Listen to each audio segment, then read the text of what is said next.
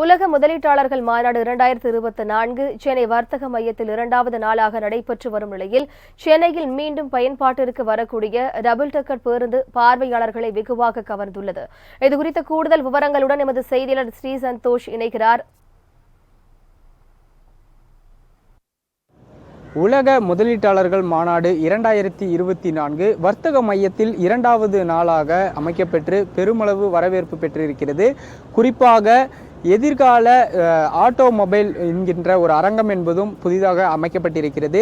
இதில் எதிர்காலத்தில் கொண்டு வரக்கூடிய மின்சாரத்தால் இயக்கக்கூடிய வாகனங்கள், அதே போல தொழில்நுட்பங்களின் வளர்ச்சியை எடுத்துக்காட்டும் வகையில் இந்த அரங்கம் என்பது அமைந்திருக்கிறது.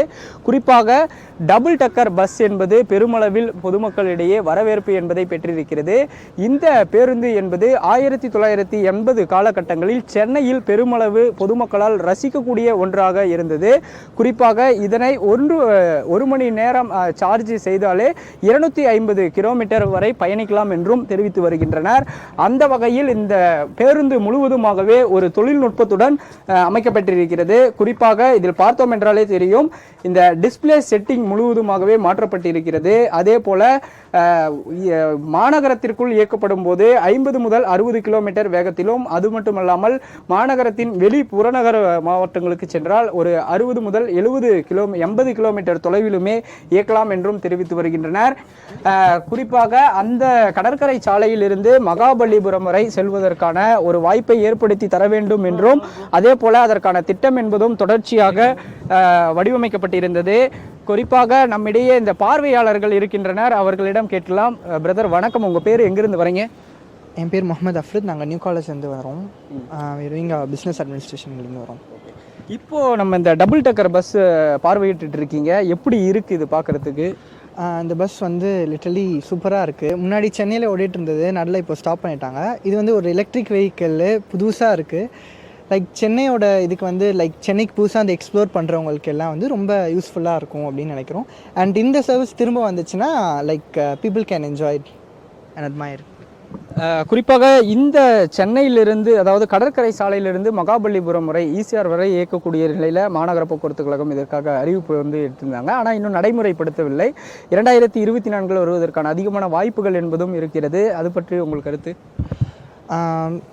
இது எவ்வளோ ஃபாஸ்ட்டாக அப்ளை பண்ணுறாங்களோ அவ்வளோ வந்து பீப்புளுக்கு ஈஸியாக இருக்கும். Students and other explorer, tourist management பண்ணுறவங்க எல்லாம் ரொம்ப ஈஸியாக இருக்கும்.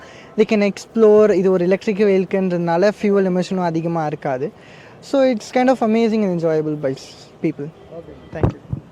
குறிப்பாக இந்த டபுள் டக்கர் பேருந்து என்பது இந்த மாநாட்டில் அமைந்திருக்கக்கூடிய இந்த அரங்கத்தில் பெருமளவு பொதுமக்கள் மற்றும் பார்வையாளர்களை வெகுவாக கவர்ந்திருக்கக்கூடியது. பார்த்தோம் என்றாலே தெரியும், கீழே வந்து 23 இருக்கைகள், அதே போல மேலே 37 இருக்கைகள் என 63 இருக்கைகளை கொண்ட இந்த பேருந்தானது சென்னையில் நடைமுறைப்படுத்தப்பட்டால் பொதுமக்களிடையே அதிக வரவேற்பு என்பதை பெற்றிருக்கும். அதே போல இந்த வெயில் காலங்களின் போதும் இதனை திறந்த வெளியிலும் பயன்படுத்தி கொள்ளலாம் என்றும் தெரிவித்து வருகின்றனர்.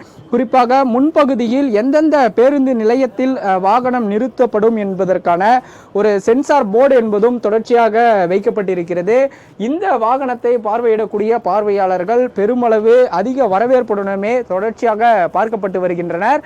இந்த பேருந்தை பொறுத்தவரையிலுமே 1980 ஆண்டுகளில் வாழ்ந்த அந்த மக்களை தாண்டி தற்போது காலகட்டத்தில் இருக்கக்கூடிய இந்த தலைமுறையினரும் ஈர்க்கக்கூடிய வகையில் தான் இந்த பேருந்து என்பது அமைகிறது. டபுள் டக்கர் பேருந்து சென்னையில் மீண்டும் நடைமுறைப்படுத்த வேண்டும் என்பதே பொதுமக்களின் கோரிக்கையாகவும் இருக்கிறது. மாலை முரசு செய்திகளுக்காக ஒளிப்பதிவாளர் அருணாச்சலத்துடன் செய்தியாளர் ஸ்ரீ சந்தோஷ்.